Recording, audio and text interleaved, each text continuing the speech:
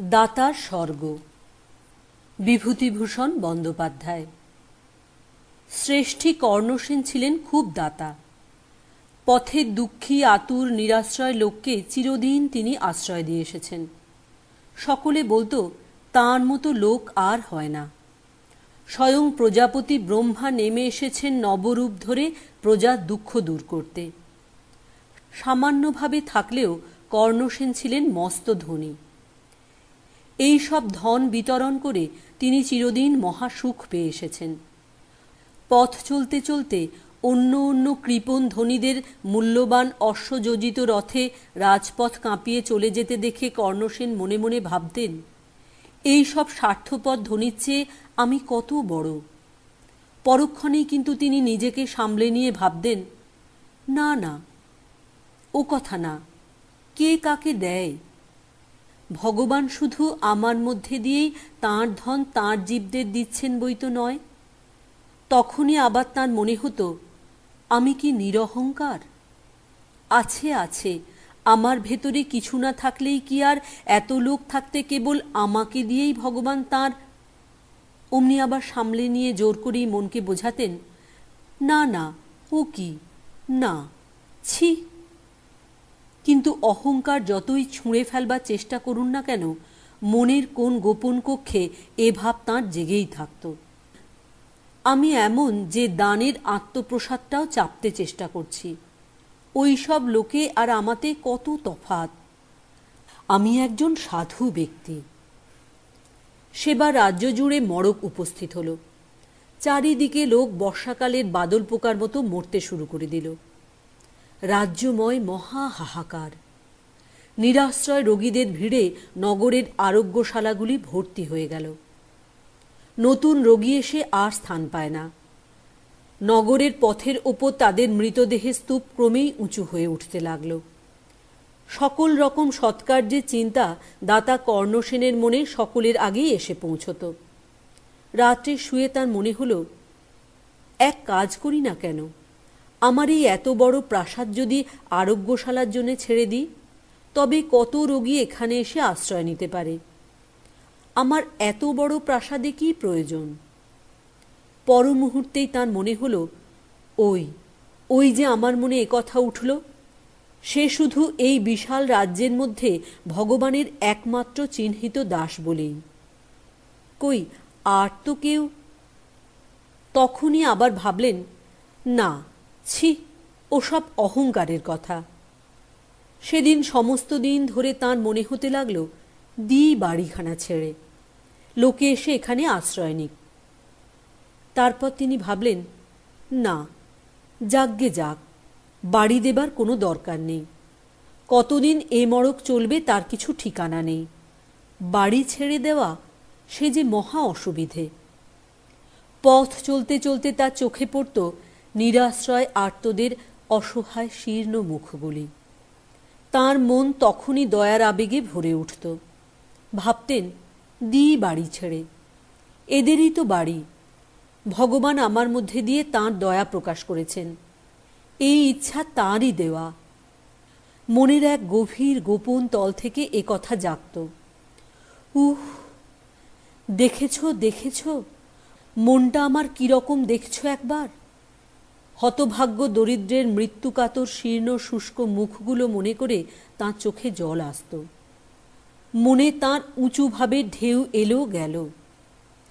অন্যান্যবার এইসব ভাবের আবেগেই তিনি অকাতরে পরের দুঃখ মোচন করে এসেছেন। এবার কিন্তু তিনি মনের ভাবটাকে চেপে রাখলেন। ভাবলেন, না না, বাড়ি নয়, টাকা যেমন দিই তেমনি কিছু দেব এখন। মনের সে গোপন তল থেকে এ কথা উঠল, আমি যে খারাপ লোক তা তো নয়, কতবার তো কত দিয়েছি, এবার যদি নাই দিই। আর লোক যে আমি কৃপণ তাও তো নয়, আমি উঁচুই। তবে এবার সেবা যত্ন শুশ্রূষার অভাবে মৃত হতভাগ্য দরিদ্রের শবের পুতিগন্ধে নগরের বাতাস ভারাক্রান্ত হয়ে উঠল। এমন সময় হঠাৎ একদিন শোনা গেল যে নগরের এক কৃপণ ধনী, এ পর্যন্ত যিনি কোনো সৎ কাজে এক কানা করিও কোনোদিন দান করেননি, তাঁর বৃহৎ অট্টালিকা ছেড়ে দিয়েছেন নিরাশ্রয় রোগীদের আরোগ্য লাভের জন্য। মহাপ্রাণ ধনীর জয়গীতে নগরপথ মুখরিত হতে লাগল। কর্ণসেন ভাবলেন, কাজটা বড় খারাপ হয়ে গেল দেখছি। তাই তো, কি করা যায়? পরদিন তিনি শুনলেন, কৃপণ ধনীর মহান দানের আদর্শে অনুপ্রাণিত হয়ে নগরের আরও একজন ধনী বণিক তাঁর বাড়িও রোগীদের জন্য ছেড়ে দিয়েছেন। আনন্দ কোলাহলে নগরে কান পাতা দায় হল। অন্যান্যবার সকল মহৎকার্যের অগ্রণী হতেন কর্ণসেন। তাঁরই দেখা দেখি অপরে তাঁর পথ ধরত। এবার তিনি সে গৌরব থেকে বঞ্চিত হলেন। তাঁর মনে হতে লাগল, কই, আমি যে তাঁর চিহ্নিত ব্যক্তি তা কই? এতদিন ভুল বুঝেছি। কাজ করাবেন ইচ্ছে করলে ভগবান পাষাণকেও গলিয়ে কাজ করাতে পারেন। নইলে পরীক্ষিত ওই কঞ্জুস, ও কিনা নিজের বাড়ি। কর্ণসেনের অহংকার চূর্ণ হল। তিনি ভাবলেন, ভগবানের কাছে চিহ্নিত অচিহ্নিত পাত্রাপাত্র নেই, সবাই সমান। আর আমিই বা এমন সাধু ব্যক্তি কই? আমি যে ত্যাগ স্বীকার করতে পেরে উঠলাম না, অপরে তা তো করলে। মনে মনে নিজেকে ত্যাগী স্বার্থপর বলে যে আত্মপ্রসাদ তাঁর মনে জাগত, তা একেবারে দূর হয়ে গেল। নিজের প্রতি একটা অশ্রদ্ধাই তাঁর এসে পড়তে লাগল। এদিকে প্রতিদিনই শোনা যেতে লাগল, মহাপ্রাণ দাতাগণের পথ অনুসরণ করে আরও অনেক লোকে তাঁদের বাড়ি ছেড়ে দিচ্ছেন। কর্ণসেনের বন্ধু বান্ধবেরা এসে তাঁকে চুপি চুপি জানিয়ে গেল, তিনিও যেন শীঘ্র একটা কিছু করেন। লোকে এবার তাঁকে নীরব থাকতে দেখে অবাক হয়ে গিয়েছে। পূর্বে সকল সৎ কাজই তিনি সকলের আগে করতেন। এবার তিনি অবিলম্বে একটা কিছু না করলে দুর্নাম রটবে। কর্ণসেন ভাবলেন, পরের দেখা দেখি এবং লোকের কাছে দুর্নাম রটবার ভয়ে তাঁকে দান করতে হবে। কি গৌরব সে দানের! আর যদিও বাইরের লোকে তার গৌরব করতে পারে, কিন্তু মনে মনে তিনি তো বেশ বুঝতে পারছেন এ দানে তাঁর কিছুমাত্র মহত্ব নেই। যদি তাকে দান করতে হয় তো সে দায়ে পড়ে, মান বাঁচাবার জন্যে। এ দায়ের কথা মনে হলেই যে তাঁর মন নিচু হয়ে যাবে।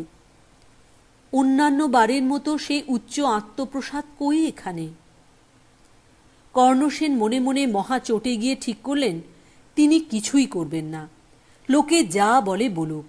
যে দান স্বার্থপ্রসূত, যার মূলে লোকের কাছে নিজের মান বাঁচানোর কথা নিহিত, এমন দান তিনি কখনো করবেন না। শয্যায় শুয়ে অনেক রাত্রে কর্ণসেনের ঘুম ভেঙে গেল। জানালার বাইরে চেয়ে দেখলেন, দূর আকাশে নীল সাগরের পারে একটি নক্ষত্র যেন তাঁর দিকেই চেয়ে জ্বলছে। প্রলয়কালের বিশ্বের অনন্ত জলময়ী প্রসারতার মাঝখানে অনাদিকারণ প্রজাপতির চিরজাগ্রত নেত্রজ্যোতির মতো। আকাশের নিথর নীল বুকে শুভ্র জ্যোৎস্না তরঙ্গগুলো যেন তাঁরই সৃজন বীণার মর্মস্পর্শী নীরব রবে কেঁপে কেঁপে উঠছে। কর্ণসেন ভাবলেন, কি সুযোগই হারিয়েছি। আজ যদি আমার বাড়িখানা ছেড়ে দিতাম তো এই রাতের সঙ্গে আমার প্রাণের একটা যোগ হতো। আমার সঙ্গে ভগবানের আর কোনো সম্বন্ধ নেই, কারণ আমি স্বার্থপর। আমি তার প্রেরণার অবমাননা করেছি। আকাশে সে দূর নক্ষত্রটির ভৎসনা থেকে নিজেকে বাঁচাবার জন্যে কর্ণসেন জানালা বন্ধ করে দিলেন।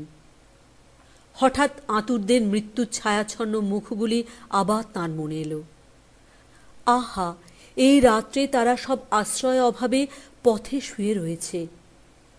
কর্ণসেন ভাবলেন, দিই না বাড়িখানা ছেড়ে। অবশ্য এ দানে আমার আর কোনো গৌরব নেই, কিন্তু তা নাই বা হলো। এই নিরাশ্রয় লোকগুলো তো আশ্রয় পাবে। এই শীতে তারা যে সব পথে শুয়ে মরছে। কর্ণসেনের মনের সে গোপন কক্ষটিতে এবার আর কোনো সুর শুনতে পাওয়া গেল না। তার পরদিন নগরের লোক শুনলে কর্ণসেন তাঁর বিরাট প্রাসাদতুল্য বাড়ি নগরের দুস্থ আঁতুরদের আরোগ্যশালার জন্যে ছেড়ে দিয়েছেন। এ ব্যাপারটা তখন আর নতুন নয়। কেউ কেউ একটু আধটু প্রশংসা করলে, কেউ ভাবলে দেবার ইচ্ছে ছিল না, মানের দায়ে দিতে হলো। যথাসময়ে কর্ণসেনের মৃত্যু হল। তিনি তাঁর কৃতকার্যের ফলাফল শুনতে যমরাজের খাস দরবারে নীত হলেন। সামনে প্রকাণ্ড খাতা খুলে বসে চিত্রগুপ্ত। তিনি খাতা দেখে বললেন, দাতা স্বর্গই হচ্ছে সমস্ত স্বর্গ থেকে শ্রেষ্ঠ। এক একটি দানে শত মন্বন্তর করে সে স্বর্গে বাস করবার অধিকার জন্মায়। তোমার 100 মন্বন্তর দাতার স্বর্গে বাস করা মঞ্জুর হয়েছে। কর্ণসেন একটু ভেবে মাথা চুলকে বললেন, বোধহয় হিসেবে ভুল হয়ে থাকবে, আর একবার না হয়। কারণ? চিত্রগুপ্ত খাতার পাতে আর একবার চোখ বুলিয়ে বললেন, না, ভুল হয়নি। তুমি একবার তোমার বসতবাটি অত্যন্ত মড়কের সময় তোমার দরিদ্র প্রতিবেশীদের উপকারের জন্য ছেড়ে দিয়েছিলে। এই একটি ছাড়া তোমার অন্য কোনো দানের কথা তো খাতায় লেখা দেখছি নে বাপু। কর্ণসেন বেকুপের মতো দাঁড়িয়ে রইলেন।